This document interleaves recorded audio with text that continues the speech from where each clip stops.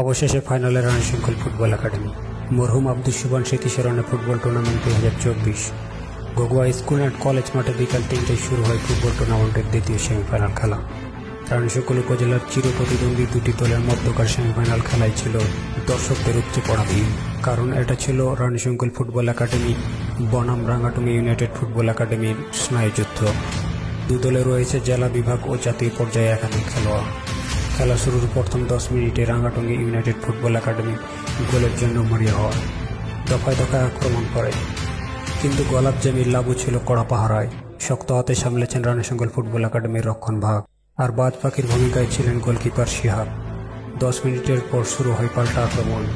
রিপন সুফল আকাশ দেখাতে শুরু করেন ফুটবলের কারিশমা। অবশেষে দলীয় অধিনায়ক আকাশ মুর্মু 24 মিনিটের ডি বক্সের বাইরে থেকে জোরালো শটে গোল করেন।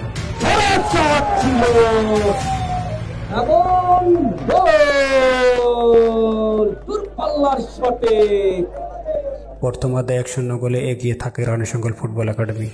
দ্বিতীয় অর্ধে দু দলের ফুটবলার চরম উত্তেজনা ম্যাচ উপহার দেন দর্শকদের।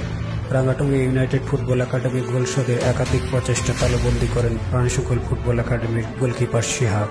দ্বিতীয় অর্ধে আর কোনো গোল না হয় 1-0 গোলে জয়লাভ করে রানীশঙ্কল ফুটবল একাডেমি।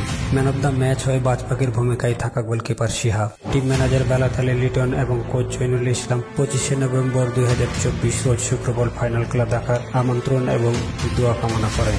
খেলাটি নাইস মিডিয়া ফেসবুক লাইভে সরাসরি প্রচার করা হয়।